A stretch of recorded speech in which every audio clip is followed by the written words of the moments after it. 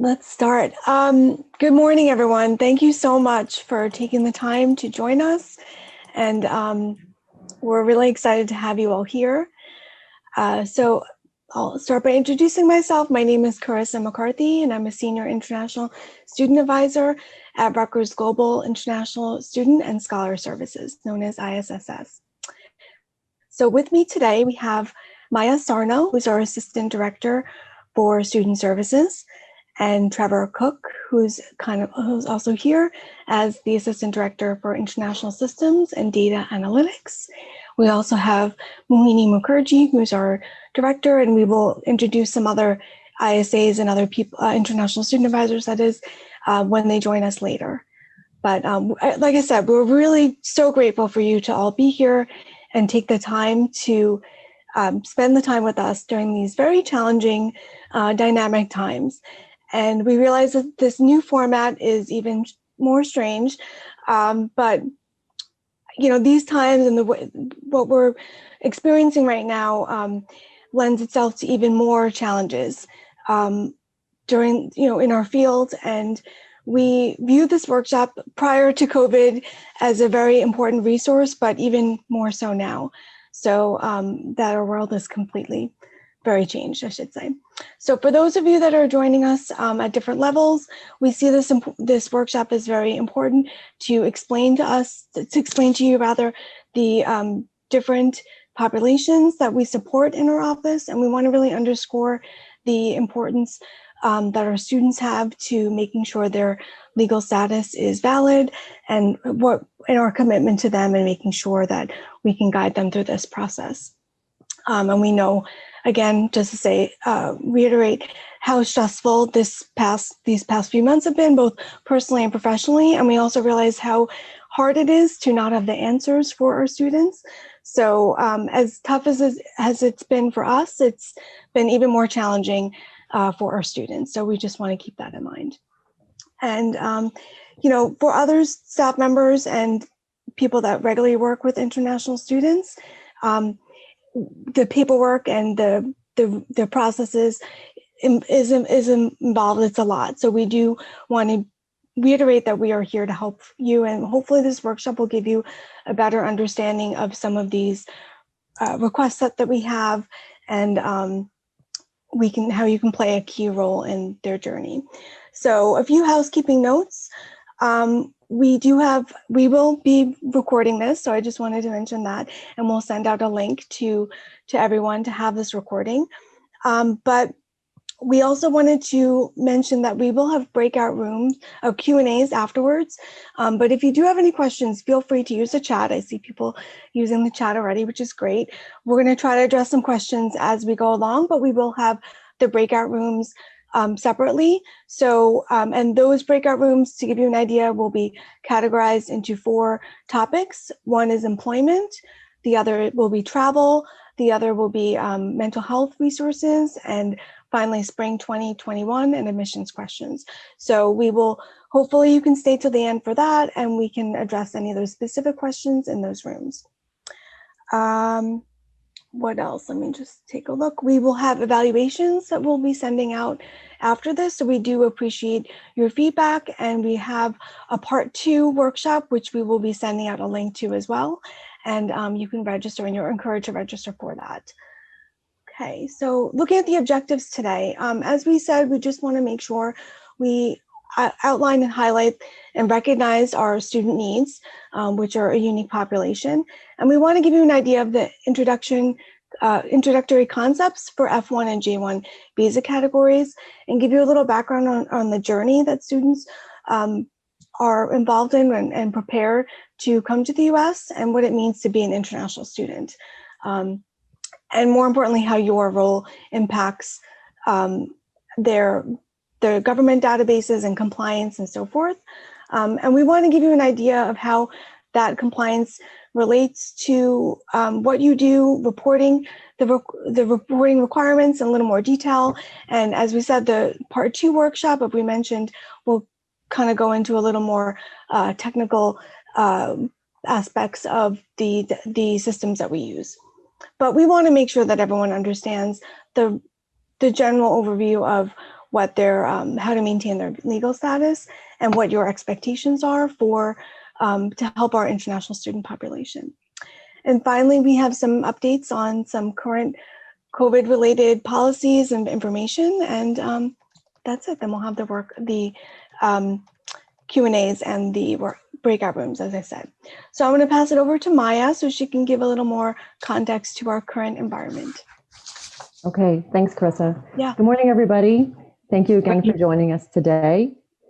We all understand, first just to get us started, that there are a lot of uncertainties in the current situation with the pandemic and with Rutgers' current operations, and especially in regard to the immigration status of our international students. And we imagine that many of you have probably joined the workshop today specifically to have your questions answered about how the pandemic and the current situation has affected our students, and also maybe what to expect for the spring semester. So just to start us off before we delve into everything else that we want to cover in our objectives, I just wanted to provide a really brief overview of the current regulatory landscape and how it's affecting our students. As we go through the presentation today, we will go into more detail about how the current government guidance is impacting our students, and you'll also have an opportunity during the breakout rooms to ask any remaining questions. So in short, you may be aware that over the last several months, the US government has issued guidance in response to the COVID-19 pandemic. There have been a lot of immigration policy updates, and of course, there are travel and visa restrictions for everybody at this point in time. So here are just some of the main highlights from the latest updates and their implications for international students. So first of all, based on the guidance from both the government and the university's decision to offer most classes online, new students who intended to pursue a 100% online course of study were advised not to come to the US for fall 2020. These students actually begin their programs from home while overseas, and the start dates on their immigration documents were then deferred to spring 2021. So our partners in the admissions offices have been closely involved with us with the process of issuing the updated I-20 and DS-2019 documents for spring 2021, so that students have these documents in case they're able to actually apply for a visa and attempt to enter the US. Continuing students were not subject to the online study restriction, and they could actually enter as long as they had valid visas. Those are continuing students. Now for spring, we haven't had any updated guidance from the government. So all we can go for is the guidance that was issued over the summer and prepare for the spring 2021 based on that fall guidance. So it's likely that students who have an all online academic schedule, if they're new students, will still not be able to get a visa and travel to the US. Now with getting a visa, just a reminder, and we'll go into this more later, the visa issuance process falls under the purview of the Department of State, and it's been suspended worldwide until just not too long ago. So services have started to slowly resume in certain locations, but the options worldwide are still quite limited. And so most of our new students are still unable to get visas.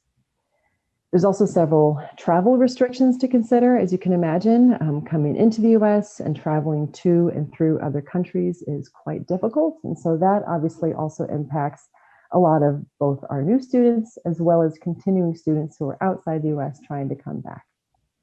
So considering all of these conditions, I think we're looking at most first year or new international students enrolling in spring 2021 from outside the US. If a student does have an in-person requirement as a part of their program, and that could be one course or more courses, or maybe an assistantship or a fellowship appointment, or lab work, or even research that requires their presence, then the student can try to get their visa and travel to the US. And while we will support students who have visa appointments in any way we can, ultimately the decision of whether or not the visa is granted rests solely with the consular or embassy office.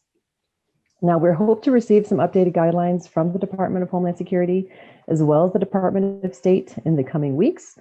Frankly, we're hoping to have something by now, but we are still waiting.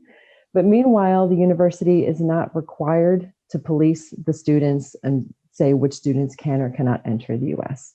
We figure if a student is able to get a visa appointment overseas, and the student should still consult with their academic official about registering for a class with an in-person component, if at all possible. Our office has been providing support letters that may help at the visa appointment, and we can obviously advise students on a case-by-case basis.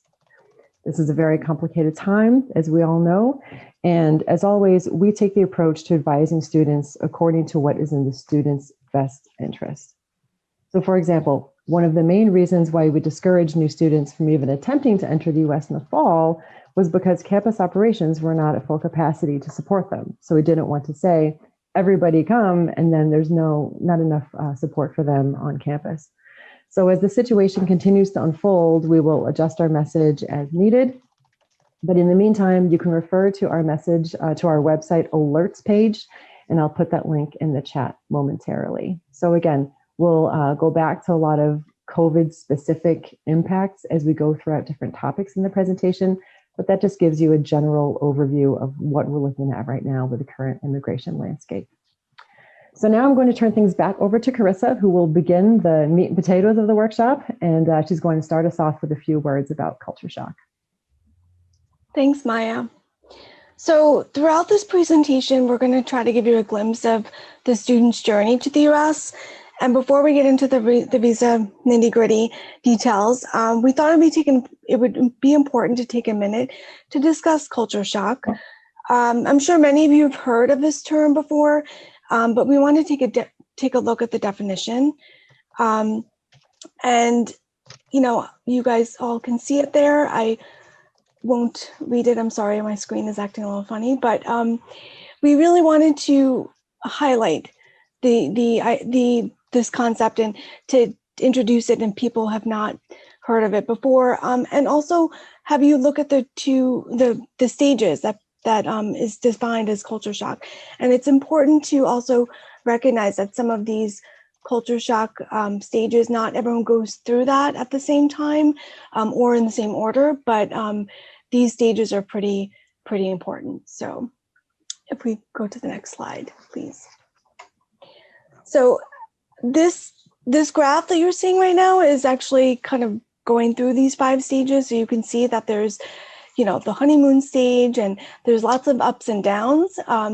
It's a bit of a roller coaster, and anyone that's familiar with culture shock before, you can kind of imagine yourself being on this roller coaster ride.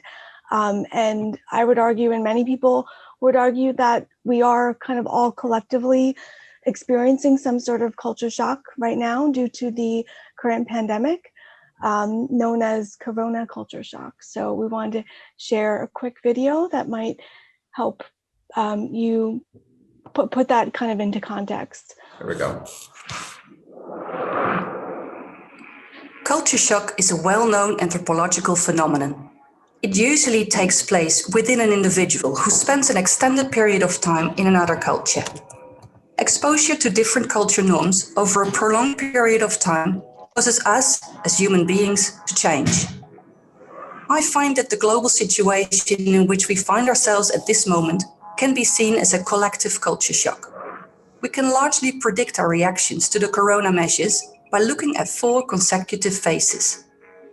After the initial phase that in many places only lasted for a few days, we found ourselves in the honeymoon phase. As long as you're not directly affected by the danger of the virus, it's quite exciting times in its newness. The change phase brings highs and lows. During first culture shock, we are confronted with the stress of imposed behavior change, like social distancing. The second culture shock rattles our values and beliefs. How much is a human life worth? Challenging conversations, intense emotions, culture shock. Each person progresses through the phases with different emotional responses and at a different pace. Additionally, some see it as a temporary crisis that can be overcome with minimal adaptations, while others see it as a highly compelling incentive for radical change in response to long-term problems. And at some point, the corona measures will end. We'll celebrate euphorically the return phase, and then the inevitable will happen. We'll be hit by the re-entry shock. We'll want to return to our business as usual, but each of us has changed. We will be unwilling to let go of some of the advantages, for example, the freeing absence of traffic jams. If we have the courage during this shared culture shock to collectively let go of old patterns and introduce new strategies, then this period can turn out to be hugely beneficial. It won't necessarily be an easy ride, but you certainly come out of a culture shock differently than you went in. Always. Thanks for sharing that, Trevor. So yeah, I think that was pretty powerful. And we think about, being exposed to this new environment, and I'm sure, like we said, a lot of people will be changing because of it. So, okay, we can move to the next slide, please. So the good news, as we're all experiencing this culture shock collectively, is that we're here to help you. And just a little bit more about what our office can do to help you and assist everyone in this process. But obviously, this is a little more about, this is an overall arching view of Rutgers Global. So we have our office that helps the international students and scholars directly, but we also have several other units and aspects of Rutgers Global that collectively help Rutgers. We have the Study Abroad office, which helps bring international students into the U.S. Through exchange, and also send domestic students abroad. And we also have the China office, which is another unit. Part of our office includes the International Academic Success.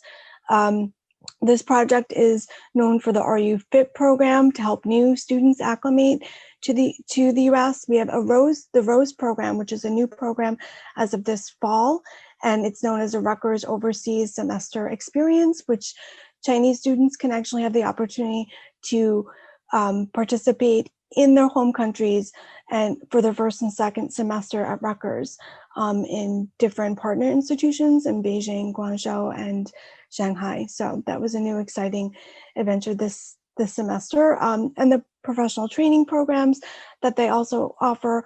We have other aspects of global initiatives, including Latin America now, Middle East, and so forth. The Global Programs Office, I'm sure I've heard of, and that is really key and crucial into helping our international students and providing cultural programs.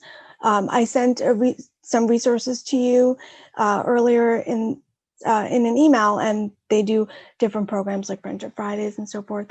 And we also have the partnership program, global partnerships, which include developing MOUs for our institution, building relationships, and also hosting international delegations. So we try to do all things international. But more on our specific office. So as you can see, we have a big unit.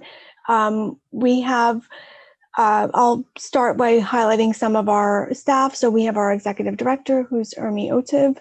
And then we basically have kind of two different sides. We have a student services side and the faculty scholar side.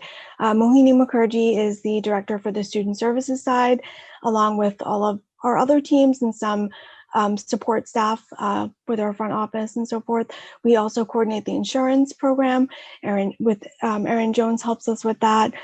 And on the faculty side, some of you have probably worked with Asnaf Dande and maybe her team to support J1 scholars and H1B faculty. We have a very large staff. As you know, we no longer fit into 180. So we actually, the faculty scholar office is now at 30 College Ave. And then we also have a satellite office known as the RBHS office, and they also handle students and scholars. And that's Lorraine, Stephanie, and Charles and their team. So I will also, sorry, one last point. I want to just point out myself, because my role is a little unique, where I'm supporting the short-term non-degree students. So that's a bit of maybe some information you may not know. And also Greg Costellas is not on this area, but he actually he's out of 30 College Avenue, and he supports our sponsored students, or our Fulbright students, and any third-party agency students. So, okay, thank you. Next slide. So I'd like to just highlight a little more of what we do. As you know, the core goal of our office is to assist students with maintaining their legal status, making sure they know all the federal regulations, and we are able to comply with those regulations and continue to host students, international students at Rutgers, which is so important for us to have that privilege at Rutgers. So in terms of advising, we are now virtually advising students. We have appointments daily except for Wednesdays, and we have really revised some of our tools during this pandemic, which has been helpful. We do have OPT and CPT chat sessions that students can get advice on, and also they can always call our office. We have our phones working and our staff there to help for any quick questions. All of our workshops also have moved all online, which has really been helpful and provide flexibility for our students. All the workshops are on Canvas, so they can actually access the workshops at any point at their leisure, which is really great. Okay, we can move on. We do really pride ourselves, as I said, in having adapted to this new environment, and we have done so by having a few changes. So we actually we did host over 700 students for our orientation program, and we did it all online. It was a virtual experience, which was challenging, but also really great because we could have things recorded and students could access it later, which is really great. And we do also, as I mentioned, work with our Global Programs Office to support our Friendship Fridays, and we did some town halls as well. And in terms of our communication, like I said, we've actually been able to kind of collect more data with Trevor's help with collecting some feedback, and we were able to actually change some of our appointment schedules to adjust some even evening appointments for students during the pandemic, which was very helpful. So this is crucial information that really helps us determine the needs of our students, how we can adjust to them, and in this ever-changing environment. So it's important to also get their feedback and adjust as needed. We also have a liaisons for our departments, which you will meet the advisors later, but they are there to help you and reach out if you have any questions for your specific department. We used to have each student had an international student advisor, but we're no longer doing that to provide that flexibility. It's more open advising, so students can access any student advisor, and the departments have liaisons. So moving on to our partnerships. So as I mentioned before, we do partner with a lot of different units at Rutgers. Some of them are listed here. We did share some additional information by email, and we do feel that that's really crucial to partner with our different units at Rutgers. CAPS is very, very important now during so many of these changes that we're experiencing. And we do make a concerted effort to build these relationships and work with them both on an academic level, non-academic units, to make the students' experience better and holistic. So in terms of the statistics, we have seen an increase of of undergraduate numbers really since 2013. It's been pretty steady. In terms of COVID, obviously we realize this semester is going to be different, and we will be feeling the repercussions for the pandemic for sure. But you can see that basically we have about roughly over 500 or so new students. We have some our continuing students, of course, about 4,000. We had, just to give you some ideas for the Rose program, we had about 350 for our Rose program in the fall, and then we have about 1,000 students on OPT. So there's different variations in which how we're serving our students, and they're in different capacities. We're just seeing that, you know, we have students on STEM and they have different needs, but overall we're at about 6,800 for this semester. And we hope that, of course, Rutgers will continue to support and reiterate that our students are welcome here, and that we can do our best to have them have the best experience. And we will hopefully new and better numbers for fall 2021. And I will probably pass it over to Maya. She can talk a little more about how students prepare to study at Rutgers. Okay, thank you, Carissa. Yeah. And I apologize, our slide transitioner just lost his internet connection, so he is trying to get back in so that he can share the slides. So I apologize for that. We'll just have to have everyone listen extra closely while we're waiting on getting the visuals back. So we're going to start by talking about the international student journey. So obviously there's a lot that international students go through from the time that they are admitted to Rutgers, throughout their programs, and by the time they graduate and even thereafter. So we're going to go over just a brief overview of the typical international student journey. So like all students, they first apply to Rutgers. And once they're admitted, they're issued an Form I-20 or a DS 2019 from admissions. They then take that document along with other documents and materials to a U.S. embassy or consulate in their home countries for a visa application. Okay, thank you very much. Here we have our slides again. So we're at the very first part of the journey. So once they arrive in the U.S., international students are required to maintain their legal status, and we'll talk more about what that entails. And many times during their journey, they wish to participate in on or off-campus employment. And at the end of their degrees, they're given some options, which include applying for OPT, transferring to a different school or program, or returning home. And we'll talk more about that later. So there's just an overview of the general journey.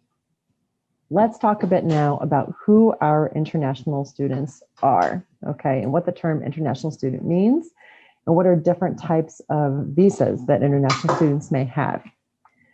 So the term international student may seem pretty straightforward. It's a foreign national studying in the United States. And while that is true, our office specifically advises international students in F1 and J1 status, as you can see from this slide. Now, some students who are not in F1 or J1 status may identify themselves as an international student, but in actuality, they might actually be a US citizen or a permanent resident or in another less common status, such as a spouse or a child of someone who's here on a working visa, for example. However, the majority of overall self-identified international students are in F1 or J1 status. Most international students are here in F1 status. If we can just go back to slide 14 for a little bit. So while we work on getting back to slide 14, I'll explain what the F1 status entails. So the purpose and intention of someone who enters the US on an F1 status is full-time study. Now, you may have also heard of the Form I-20, and this is known as the Certificate of Eligibility. The I-20 is generated for an international student after he or she has been admitted to the university. In general, initial I-20s are issued by the admissions office, but any changes that need to happen to the document once they're here are made by our office. A benefit of F1 status is that international students do have the ability to work on campus at Rutgers, and in certain very specific circumstances, they may work off campus, either through CPT or OPT. And we'll discuss more about employment later. And thank you for your patience while we're getting to the right slide. I think collectively people are having some network problems today, but we're getting there. So we're on slide 14 for whoever's working the slide. Thank you so much. Okay, so on to J1 status. There we go. Okay, great.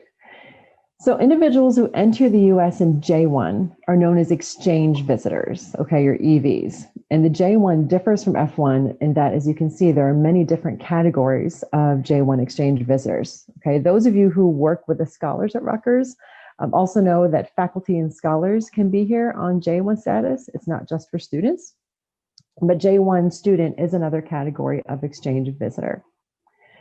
The certification of eligibility for J1 is the DS 2019. So F1 students have the I-20, J1 exchange visitors have a DS 2019, and our J1 students are subject to some slightly different regulations than the F1 students, especially in terms of how and when they can work on and off campus, And there's also short-term non-degree J1 students that, as Carissa said, she advises, and she'll talk more about them and their special considerations later on in the presentation.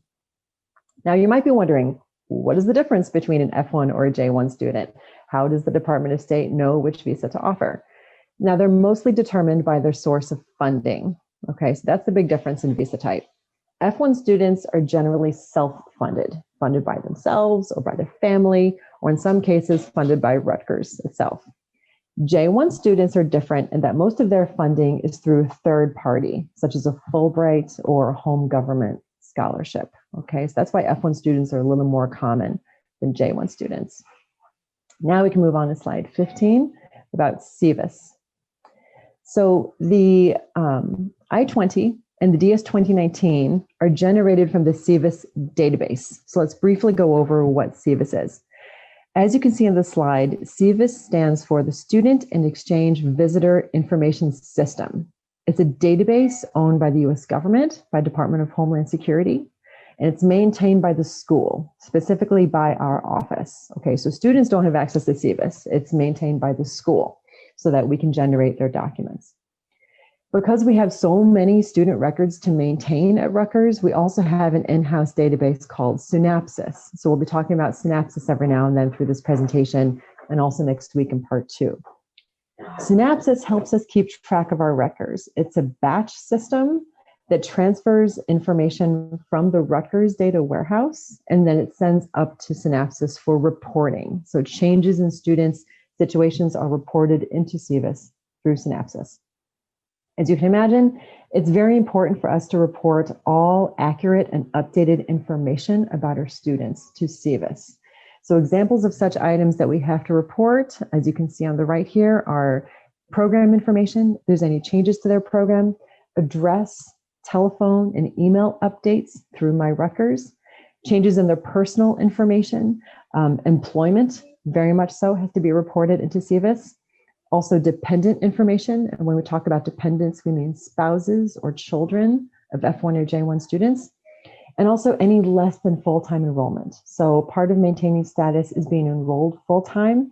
Anytime a student dips below full-time for any reason, and we'll talk about that later, has to be reported into SEVIS as well.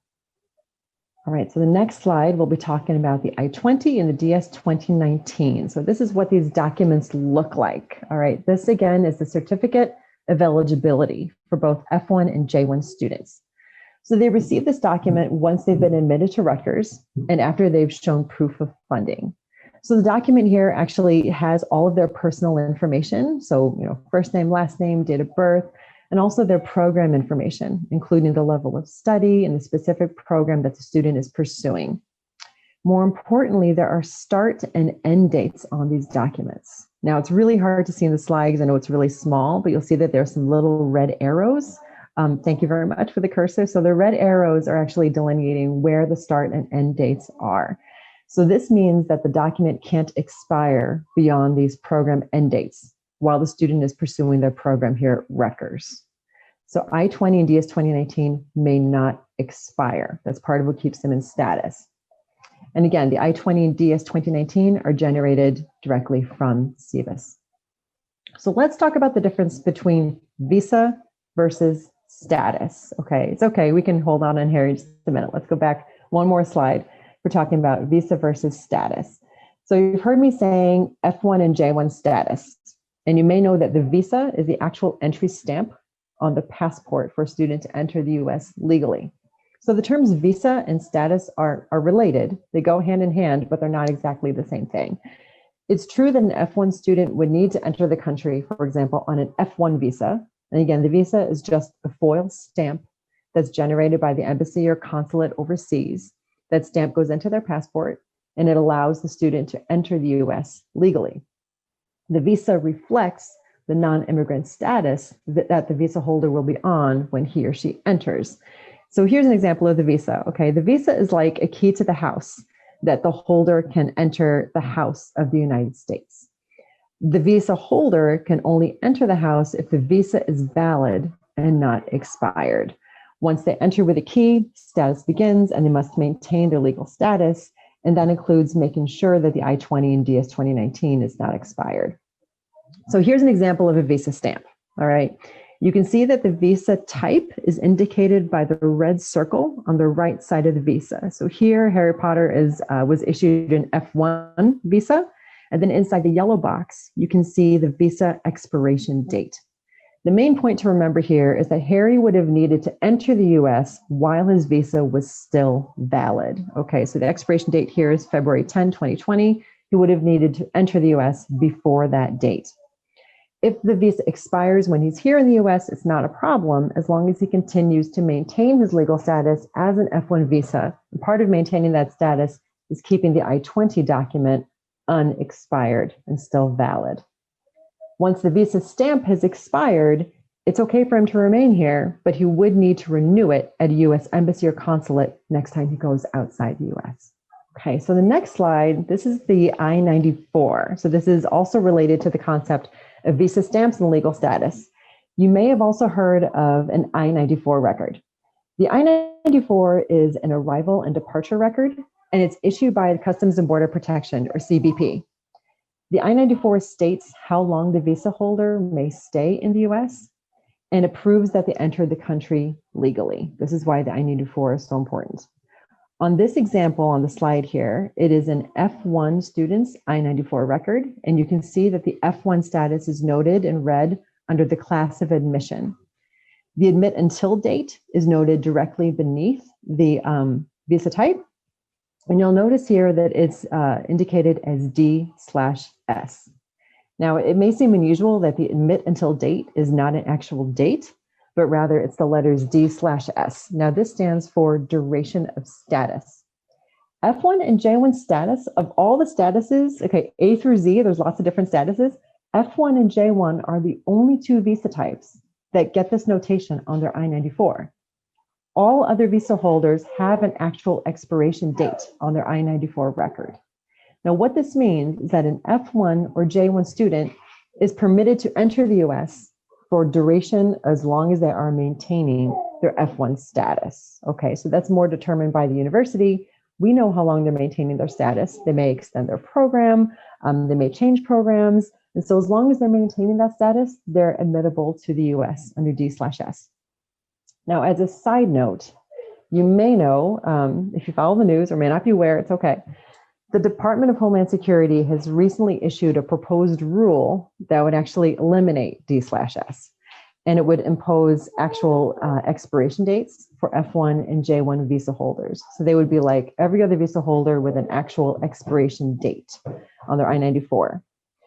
This is not a good thing, okay? So countless stakeholders, including Rutgers University, are vehemently opposed to this measure, as it would negatively impact F1 and J students in lots of ways. And we actually submitted our comments to the government during the 30-day comment period.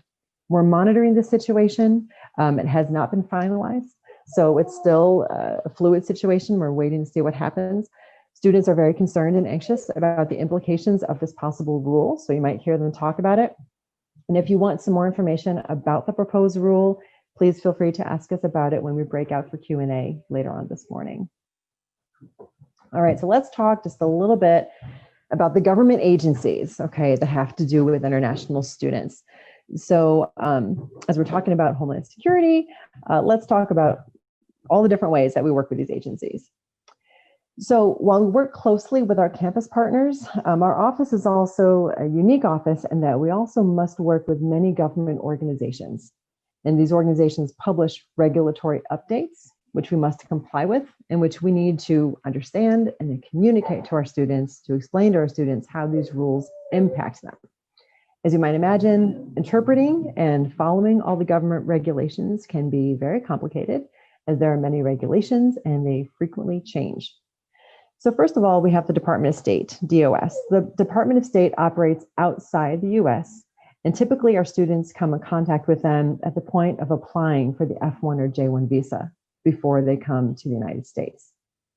The Department of Homeland Security, or DHS, underneath, takes care of everything inside the United States. So when students get off of their planes at the US airport, or when they cross a land border into the US, they meet with a Customs and Border Protection officer from CBP.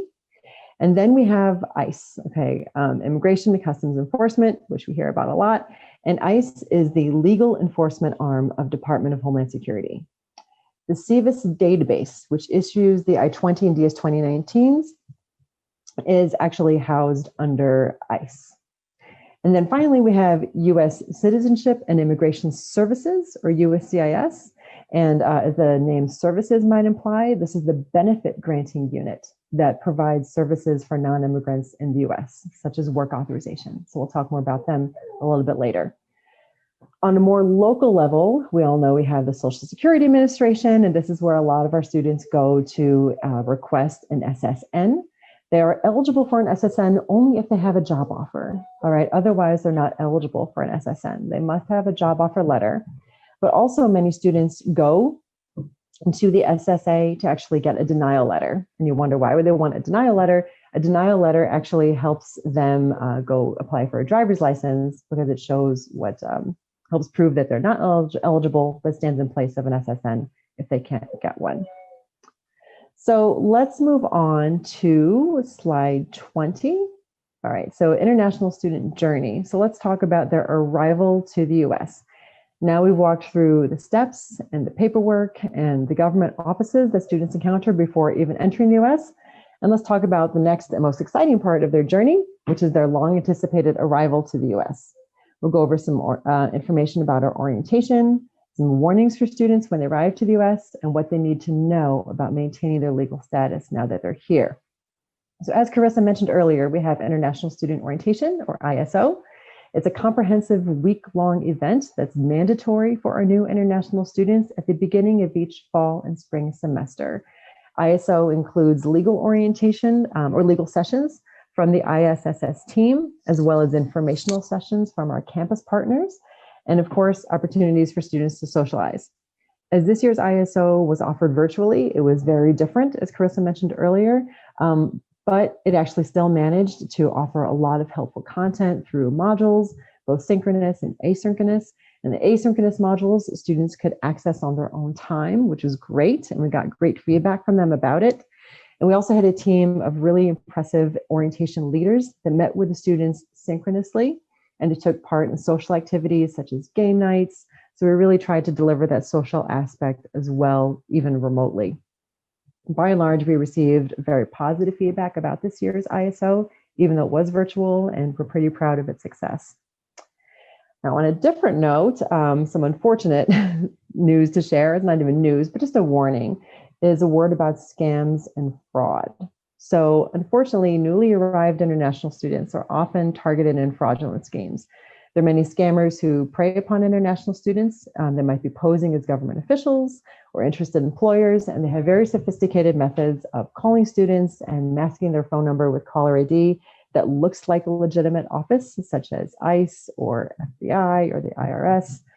The scammers will take advantage of unsuspecting international students by demanding money, oftentimes in the form of gift cards. And they tell students that failure to comply with their demands will result in possible deportation or other negative consequence.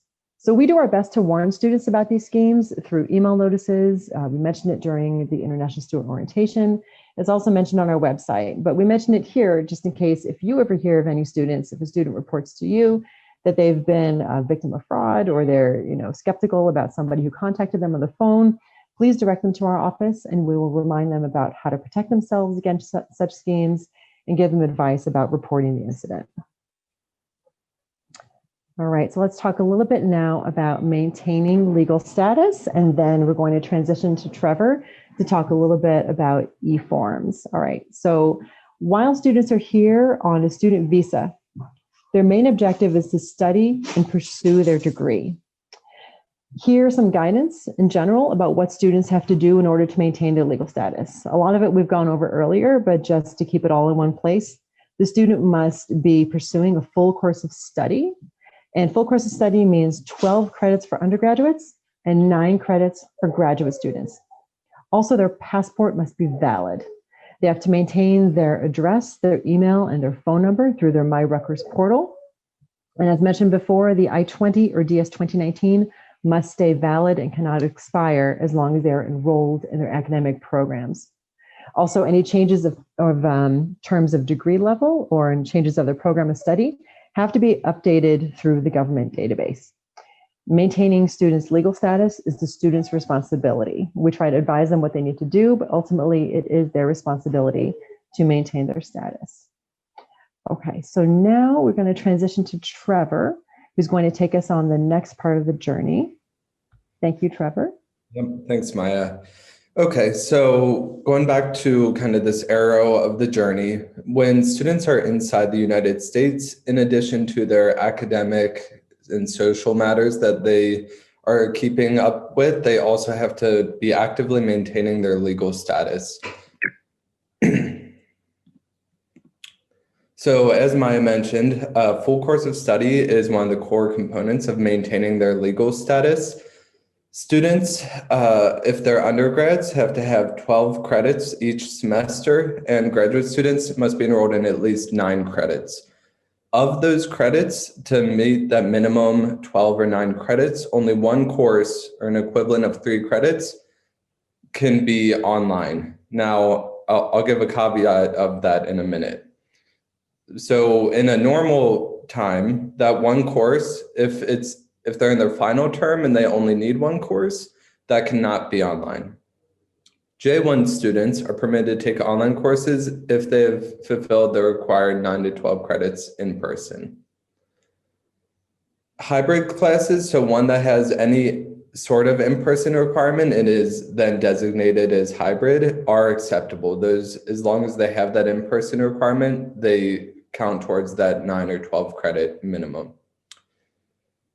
During COVID, of course, those rules have been relaxed by the government. Our students are allowed to take all online courses and maintain their legal status. When thinking about our international students, it's important to remember that being a student is the core intent of their legal status as an F1 or J1 student. So they need to not only be enrolled, but also be making normal progress toward their degree completion. If a student is here on that program start and end date that Maya talked about on their I-20 and needs to extend it, we'll talk a little bit about that process as well. But questions will start to come up as they're getting towards the end of that program. And if they need an extension, the question that goes to the academic departments is this student making normal progress? Okay. So a little bit more about their academic status and SEVIS, which Maya had explained before, is the Student Exchange Visitor Information System. Really, anytime there's a material change to a student's academic plans while inside the US that are tied to their legal status here, we need to be updating their record in the SEVIS database. These include if they're changing their degree level, so an undergrad is transitioning to a graduate program, or if a PhD student decides instead to just get a master's. For graduate students, if they're changing their program, that needs to be updated as well. If, like I mentioned, if they need to extend their academic program and then as a result also need to extend their I-20 end date, that needs to be updated before that end date is met. If they want to transfer to a different university in the United States, that is something we have to take action on. If they have a change in their financial support, we need to update that. If they want to pursue off-campus employment, they first need to receive authorization, and then that needs to be noted on their record. And then if they take a leave of absence, or dismissal, or withdrawal from the program, anything academic like that also needs to be updated, as well as if they are readmitted to Rutgers, we need to make sure their SEVIS record reflects that. I see a question in the chat about if they're in the US, can there be online courses? Mohini answered it, but just to direct others in case you have a similar question, there was a conversation in the chat that if an F1 student is inside the US, they can still be online only during COVID. So that's the current policy, and we'll of course keep our students and the university up to date if anything changes. So while we provide that expertise in the immigration matters to help our students, we really rely on the academic departments to provide just as important information on the academic side of that. So common requests you might get from us are on students who are requesting a reduced credit load. I'll talk a little bit more about that specifically later.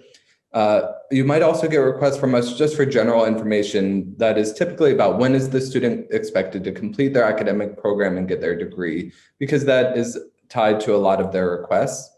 A common one you'll see is that extension of program request. So we need that verification from you that yes, the student is making normal progress and extending their academic program makes sense. And if they're taking a temporary absence from the United States, we need to know that that has been vetted by their academic department as well.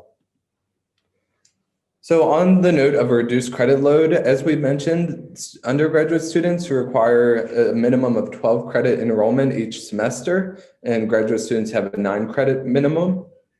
There's a few exceptions that students can be authorized for to take less than that 12 or 9 credit threshold.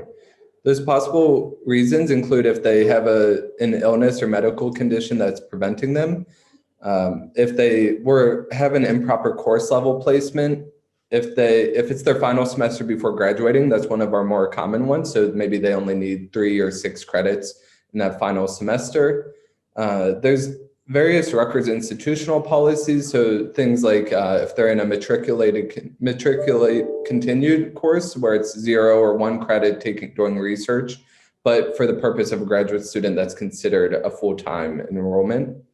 Then there's a couple reasons if it's their first semester in the US only that students could be eligible for a reduced credit load. That would be if they are experiencing initial difficulty with English, with reading requirements, or unfamiliarity with teaching methods. So all of these, regardless, unless it's the illness or medical condition, must first be approved by you all on the academic side. So you'll get a request, and I'll go through what that looks like when it comes through to you, an electronic request, where a student first submits to us the reason that they believe they should be authorized for reduced credit and the amount of credits. Then we will be passing that on to you to say, is this something that you're approving? Is it accurate, and should we be really approving it for the student based off your input? I'm going to look at the chat. During non-COVID times, undergrad students can only take 3 credits online. If they take 15 credits, can be 9 and 9 in person plus 6 credits online. That's a good question, Jenny. And we get the specifics a lot from students as well. So once they meet their minimum 12 credits, we'll talk about undergraduate students, for example, they can take more than 1 online course after that 12 credit threshold is met. However, we really warn against it because if they need to drop one of those courses, in-person courses that are helping them meet that 12 credit minimum, now that kind of mix to hit the 12 credits would be more than 3 credits of an in-person course.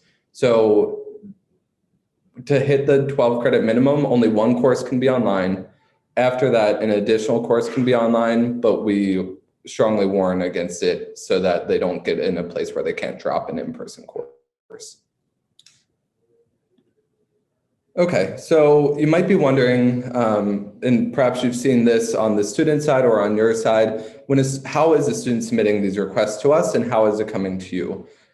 Maya mentioned briefly Synapsis. So Synapsis is our internal database for our international student records. It interfaces with the CVIS system, and it provides an external facing portal that our students can submit electronic requests to, which then can forward to you. So all of our requests are online through what's called the R Global portal.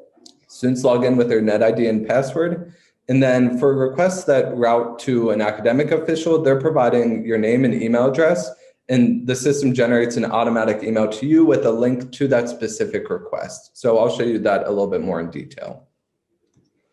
Once a student logs in, this is their homepage. So notifications from us will show up here, and then on the left-hand side, you can see a menu of options. So most of our students would be going typically into F1 student services for the bulk of their requests. If they need to submit their check-in at the start of their program here when they're a new student, it would be under orientation. And if they need that practical training authorization, such as off-campus employment or OPT for after they graduate, those would be available here. So for example, F1 student services, this is, like I said, where the bulk of our requests are. This is what it looks like, where students have a menu of options. So you'll see here that academic program change I mentioned, the extension of program, the reduced credit load, travel signature. Really, most of what our students are doing day to day is in this menu. So when we talk about the EForms, as Carissa mentioned at the start, our part 2 of the workshop, that would be, we'll be doing a practical walkthrough of what that looks like as far as the EForms, how they're submitted by students, and what you see. So the students in part 2 will do a demonstration of a student submitting an EForm. This example will be the reduced credit load. You as an academic official, if it's a dean or chair or program director, getting that email, clicking the link and talking about some of those common troubleshooting if you're experiencing any issues with it. So with that, I'm going to turn it back over to Maya or Carissa to facilitate our break. Great.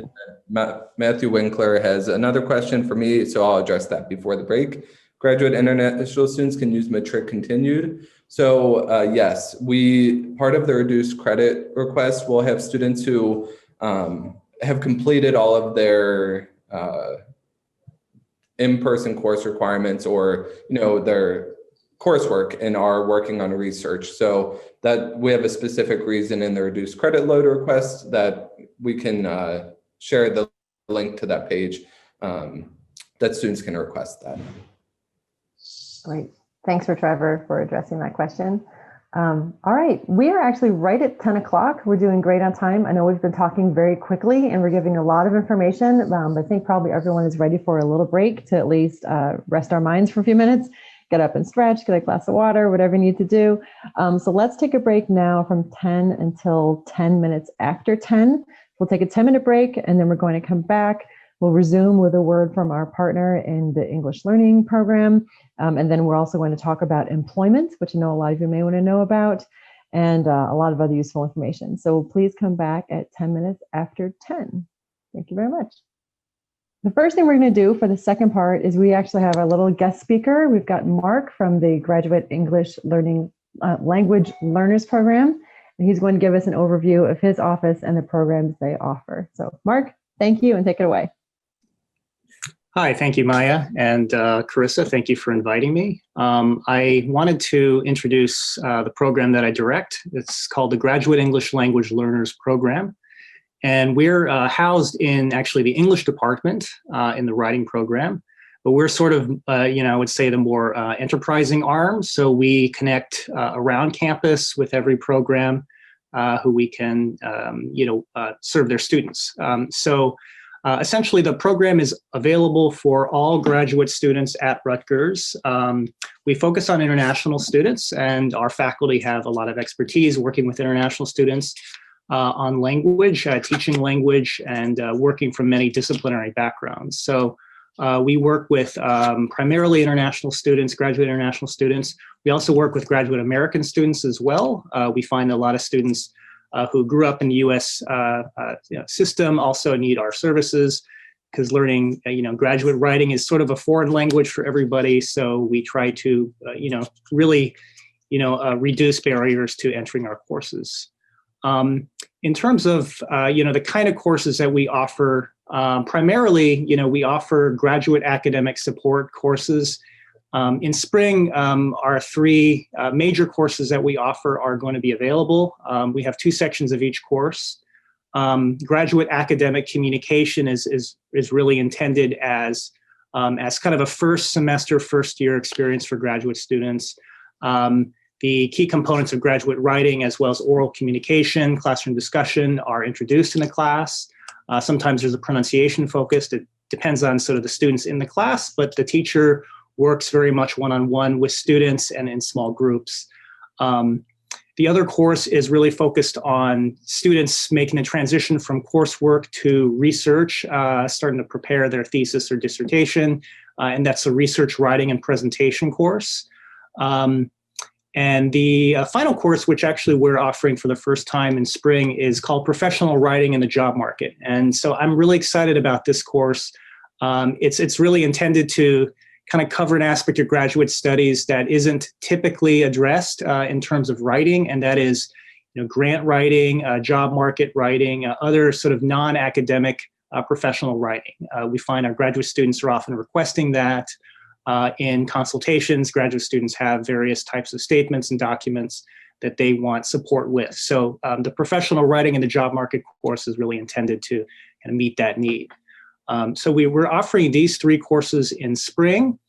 We also will be offering sort of our standard graduate writing and communication studio courses. These are essentially one-to-one consultations. If you would call them tutoring, they are essentially tutoring. And in this sort of day and age where we're supporting students online, a lot of students are struggling to make progress on projects in this format. So these courses we find are really taking off.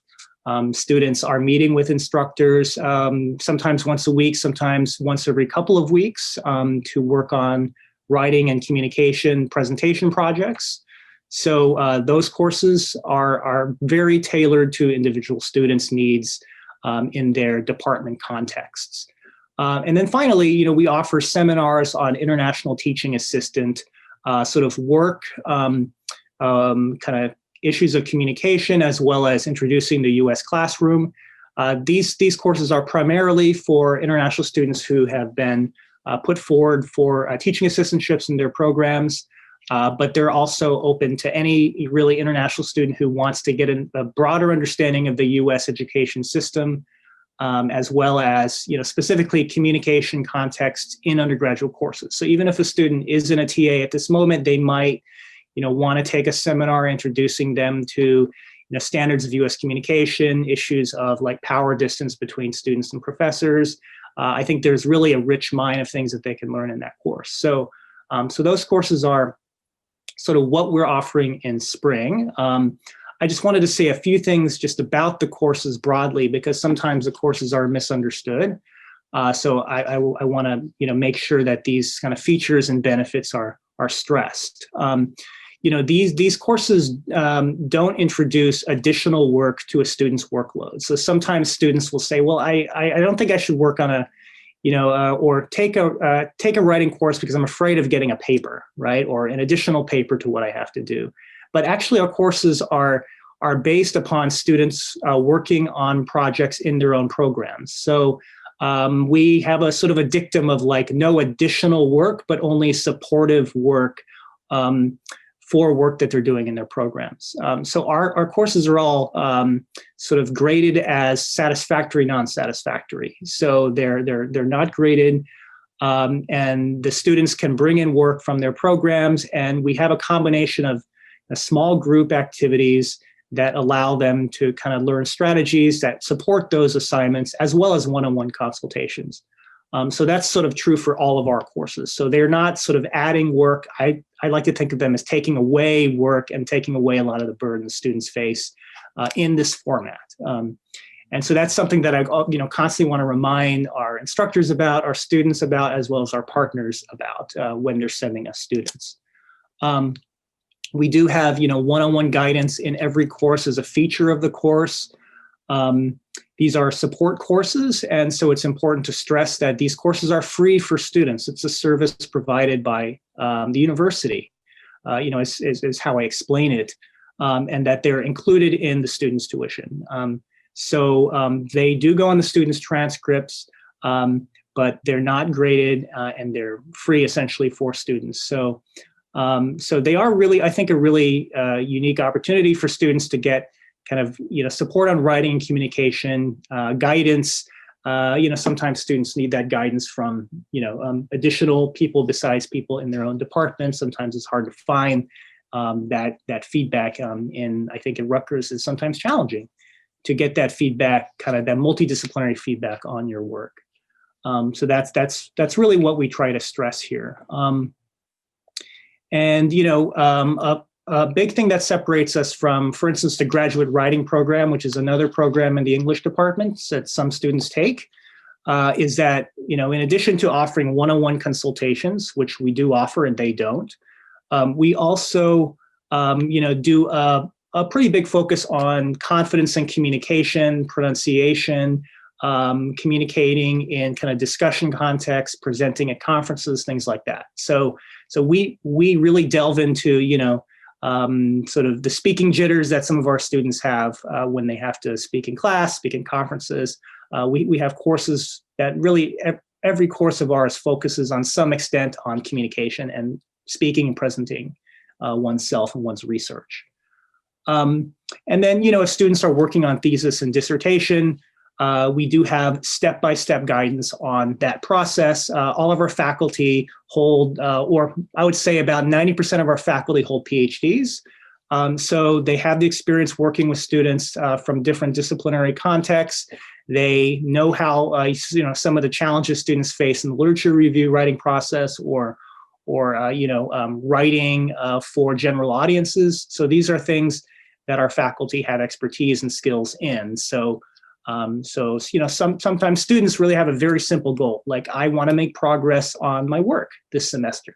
And our instructors are really able to provide that because of our unique format of one-on-one consultations and, very sort of supportive work to help them reach their goals.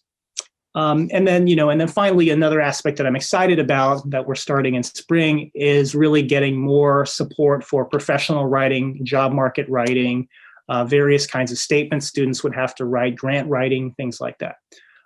So if you have any additional questions about the program, let me just put our website in the chat here.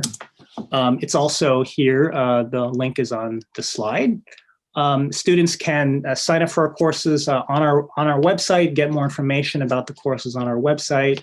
I should also mention that we have some additional opportunities for students who maybe want to take a course or just want some kind of sense of fellowship in this crazy time. The broader program is a Rutgers English Language Institute. And so we offer a series of workshops. We have conversation groups where students can kind of, meet each other, talk about themselves, talk about interesting topics. Just last week, we had a really animated discussion in my conversation group about the election. So, those very topical based opportunities for students to express their ideas with, colleagues across the university. So those are conversation groups. There's more information right on our website. Mark, this is great. If I can interrupt 1 second, all this information is really helpful. There's actually a couple, before you wrap up, there's just a few questions in the chat that I didn't want to lose track of. Someone had asked if there is something similar for undergraduate students. Can you share any information about that? Sure. Yeah, we do have an undergraduate program. It's called the English for Academic Discourse program. But the program is primarily focused on students in the writing program. So it's a writing program course. We do have workshops, conversation groups, various kinds of things like that, where students don't sign up for class, but they maybe attend an event and learn some aspect about cultural adjustment. But overall, we don't yet have a kind of a wide suite of courses for undergraduates. I think that's sort of where our director, Nicole Hauser, wants to develop our program, is to really offer more, connections to undergraduate life. Right now, I think our graduate program is the most sort of established in making connections with the university and providing kind of support for students. But yeah, I wish we had something like this for undergraduates, actually, and it would be very valuable. Great, thank you. And also, someone asked if the program is available to students in all Chancellor units. Yes. Our only requirement is the student is a Rutgers graduate student. It could be in any graduate program at the university. We also actually serve students at Rutgers Newark as well. So students at Rutgers Newark can take our courses.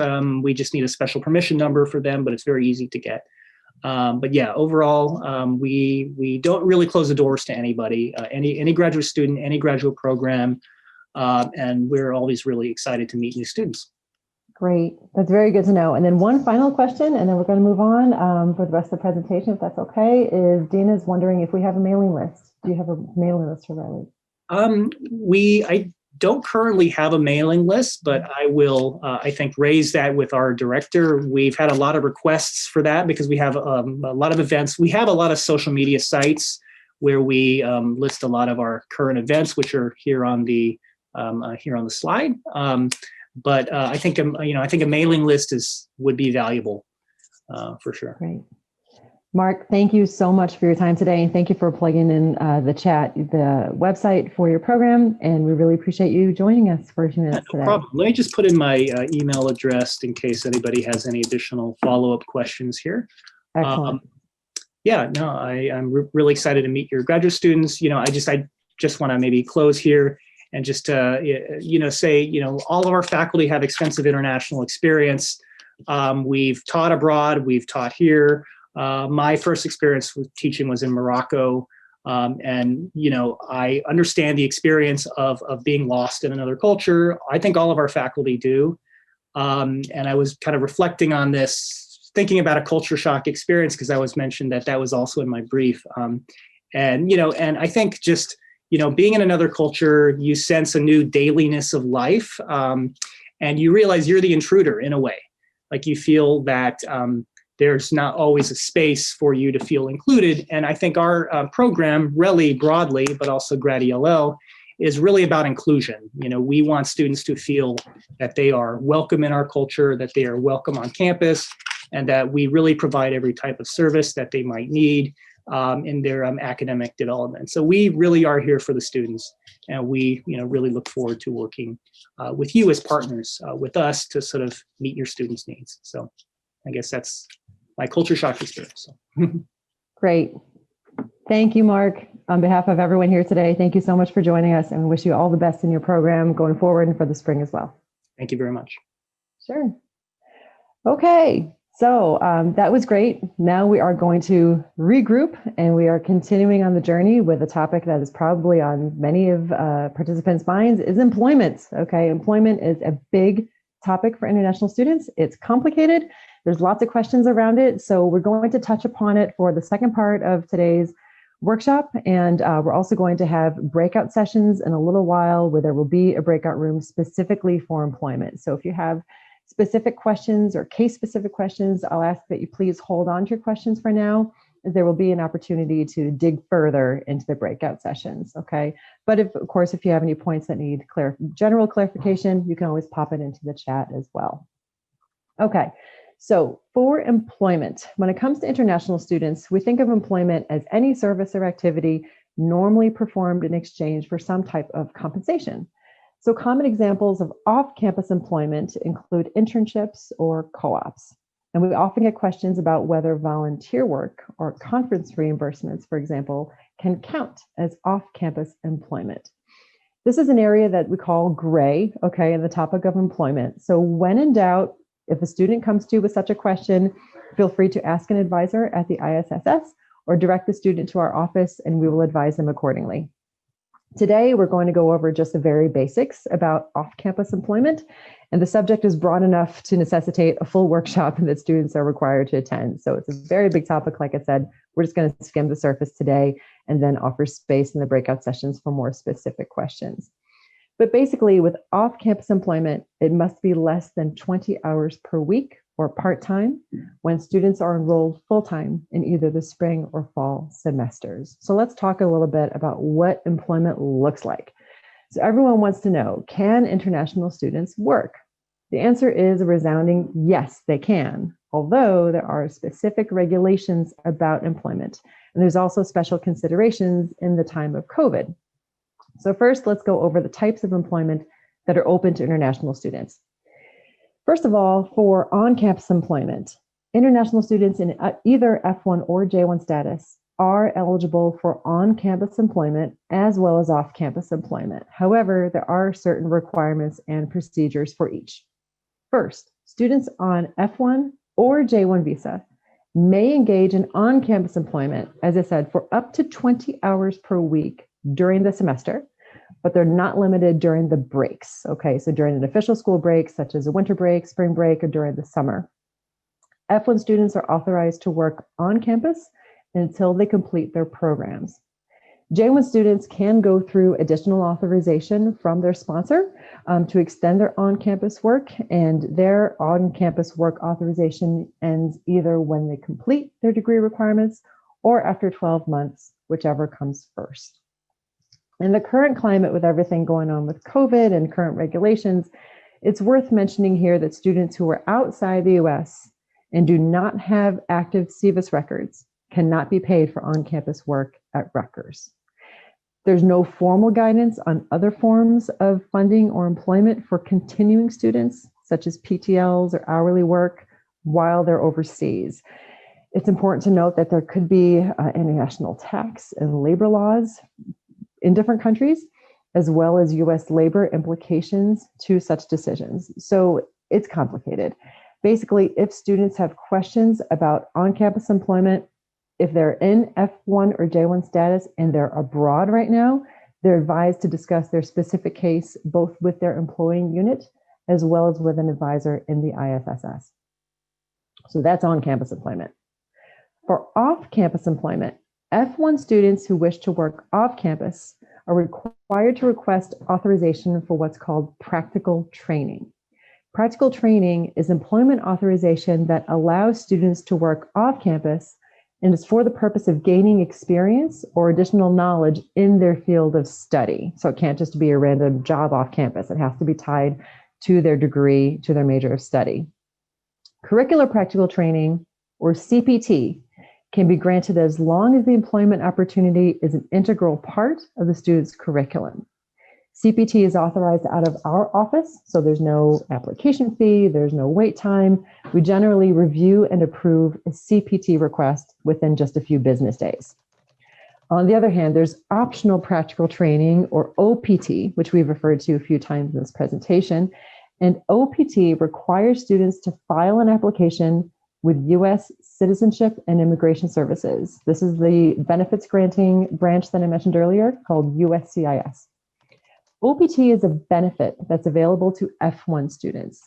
And with any type of OPT, the work also must be directly related to their field of study, as well as be appropriate for their level of education.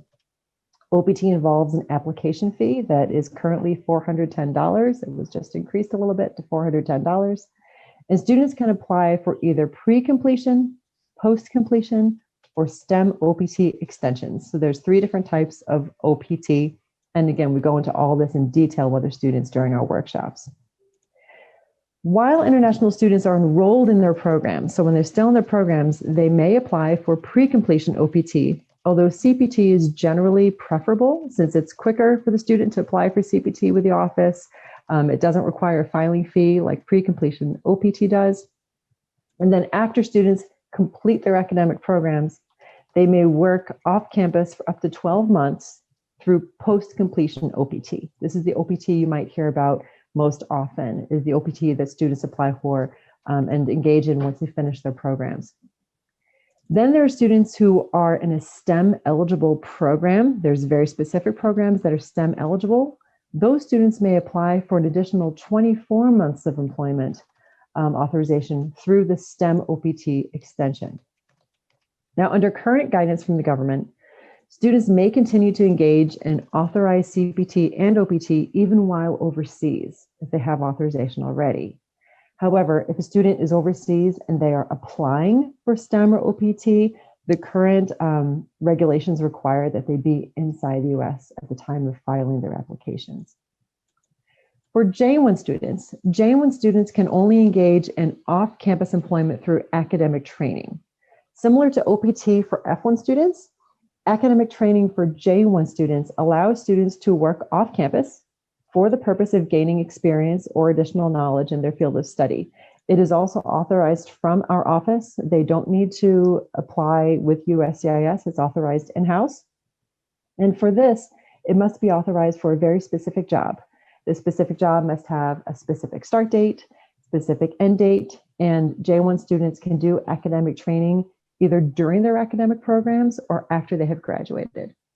So to wrap up on this part of employment, it's to say that employment is a very complicated issue when it comes to international students, and it's a complicated issue that's further complicated by the current circumstances, unfortunately. So if you have specific questions about it, again, we will have the opportunity to address the questions in the breakout rooms in just a short while.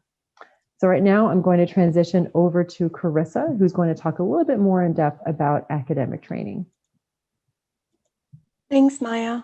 So I'm going to just touch upon a little bit. Again, we won't get into too much detail, but we wanted to give you an idea that this list here are some information, is some details that you might be asked to help collect from the student if they are applying for academic training or AT.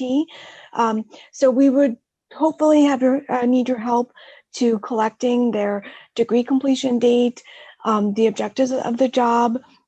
So we do have students working on academic training at Rutgers, and then of course they have the option of working outside Rutgers too. We do have a small J1 student population, so I will say that, but I do advise a lot of the J1 students. So if you do have questions about some requests that you're getting related to academic training, please feel free to reach out to me. And there are timelines, as Maya has mentioned, are a little different. So they actually need to apply for academic training and have that job prepared pretty much close to their graduation.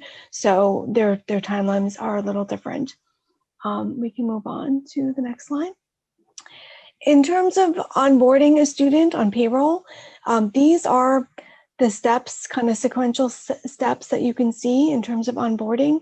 That's a general overview. It looks pretty smooth on this slide, but we know that that's not always the case. But, the idea is that they're hired, they're gonna then go through the workshop, get the details, some of the paperwork or items they need to give to you. You'll ask them for some of these as the employing unit. You'll ask them for these details.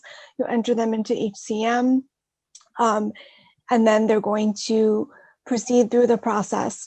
And we know that there's various issues that can come up in terms of verifying other systems, but I will say that in terms of your role, there could be, it's important to note that we know that some students or staff would likely handle maybe student employment or onboarding a student versus maybe there's a different staff member that onboards faculty and scholars. So the students are also kind of lost in this mix a little bit, even though we do try to spell that out during the workshop. So just keep that in mind that they're also not sure what to give you.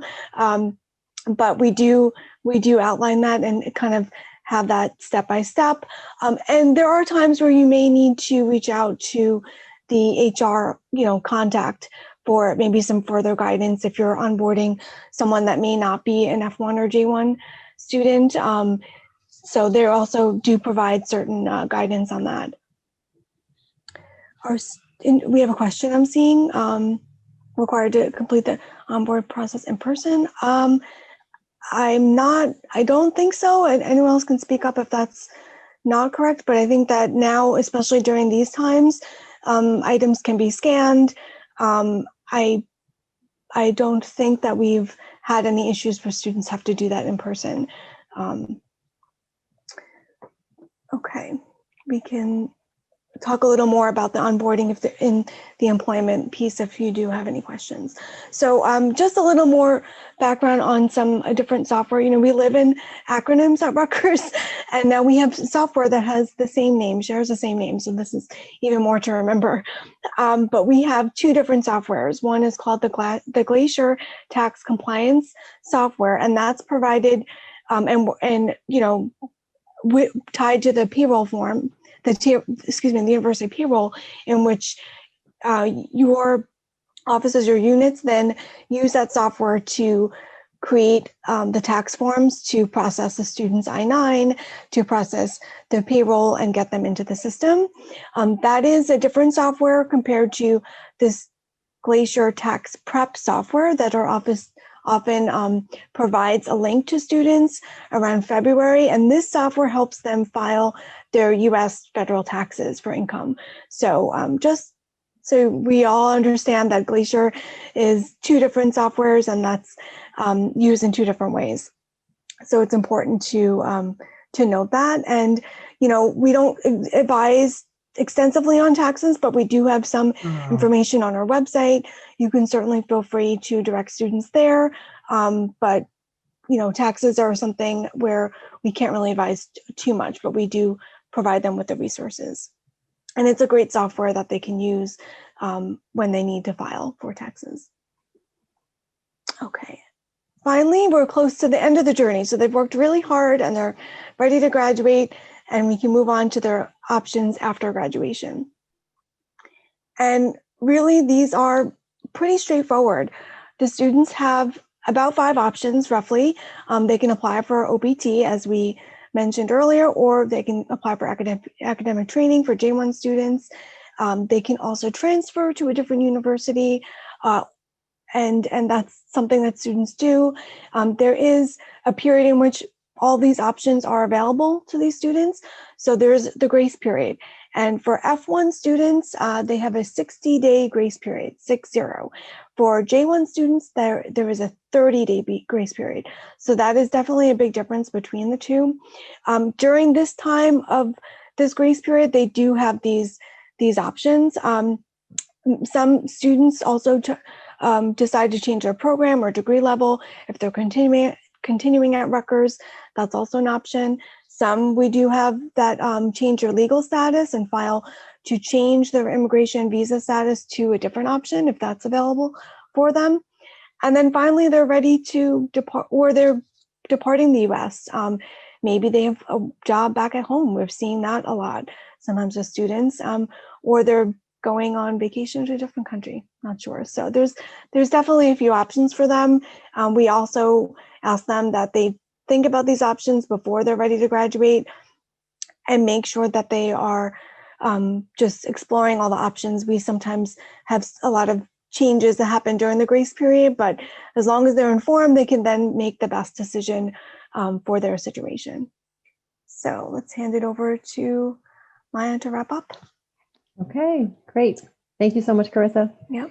Okay, so by now, you all probably feel like you've been on a journey yourself. We've gone over quite a bit of information this morning, and hopefully by now you have an improved understanding of international students and their unique needs and considerations and our compliance responsibilities, and also how everyone in international education has been impacted by the current situation with COVID.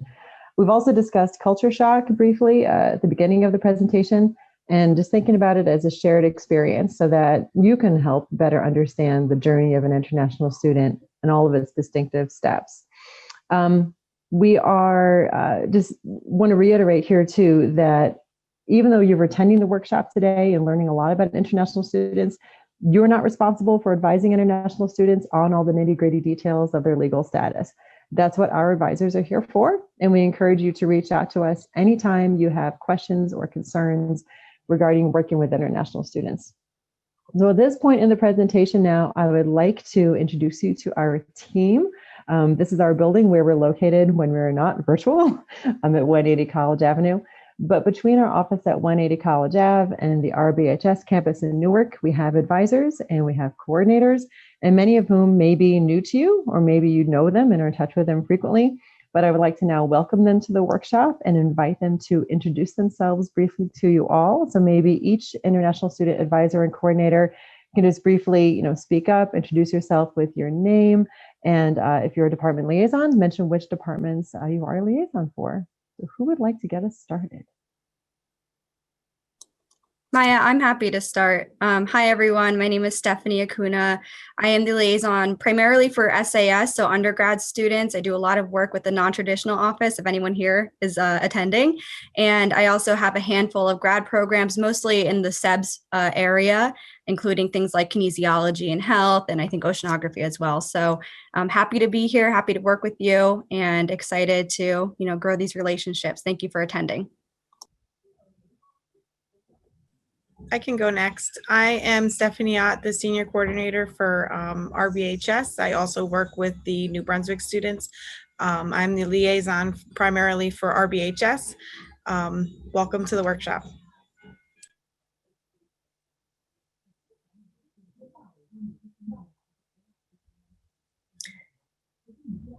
I can go next. My name is Jinling Kwan. I am a senior international student advisor at New Brunswick office, and I work with mainly with the graduate programs, including STEM and non-STEM programs.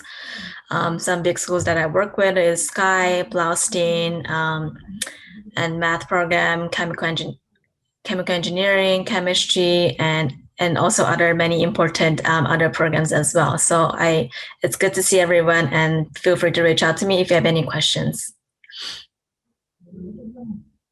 All right, I'll go next. So hi, everyone. I'm Megan Cody. I'm an international student advisor.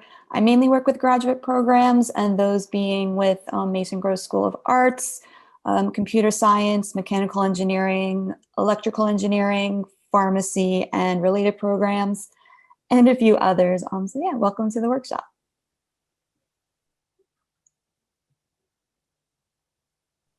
Hello, I'm Jacqueline Huang. I'm the International Student Advisor, and then I'm the liaison for GSE, most language programs, anthropology, and food science, and some other programs. Feel free to reach out to me if you have any questions. Hi, I'll go next. I'm Susan Maldonado. I see a lot of names I recognize. I'm the SEVIS compliance coordinator, and I just help maintain student records in the Rutgers database, in our database, and in the SEVIS database. Nice to see everyone, virtually, that is. Good morning, everyone. My name is Leellen Johnson. I am an international student advisor. I work mainly with graduate students. Some of the schools I work with are, the big ones are engineering, statistics, human resource management, and biologies, pharmaceutical sciences. If you have any questions, feel free to reach out, and welcome. Hey guys, my name is Lamar. Really glad that you guys were able to get this abundance of information. And I'm an international student coordinator. I'm not a liaison. However, if you guys have any questions about anything discussed, feel free to shoot me an email. Great, thank you everyone. I think that covers all of our staff who joined us today, are the advisors and coordinators. So thank you all for taking a moment to introduce yourselves. We are now going to open up to some breakout rooms so that you can speak with our advisors in small groups if you have time and ask any questions that you may have. We will have 4 breakout rooms for specific topics, and I'll put those in the chat in just a second. Please feel free to join whichever room addresses the topic of your choosing. And then once you join, you're free to travel in and out of the different rooms in case you have questions about multiple topics. And some of us will remain in the main room. So if you have questions that are not covered in this list here, feel free to stay with us if you have a question that's not covered. We'll have about 15 minutes or so for the breakout sessions, and then we'll come back together as a group to wrap up. But before we split into the breakout rooms, I just want to go over a few final notes for those of you who may not be able to stay for the breakout rooms or don't have any pressing questions and need to move on with your day. I just want to do some last minute housekeeping to wrap us up. So after the session today, we will send an email out that will have the recording link, and we can also download the slides into a PDF and share that as well. And we will, the email will also contain a link to register for part 2 of the workshop, which is next Wednesday, the 18th at 9 a.m. And if you have colleagues who are not able to join us today, today's workshop is not a prerequisite for next week. They can still register and take part in part 2, which is more of a deep dive into Synapsis and EForms. Again, if you're not able to stay for the breakout rooms, feel free to leave the meeting, and we thank you for coming. All right, now we're going to open the breakout rooms, and just a tip, if you need to leave a breakout room, all you need to do is select leave breakout room, come back to the main room, and then you can choose another room. And I'll give you about a 1 or 2 minute warning as we're wrapping up the breakout rooms too. So I'm going to open them up now.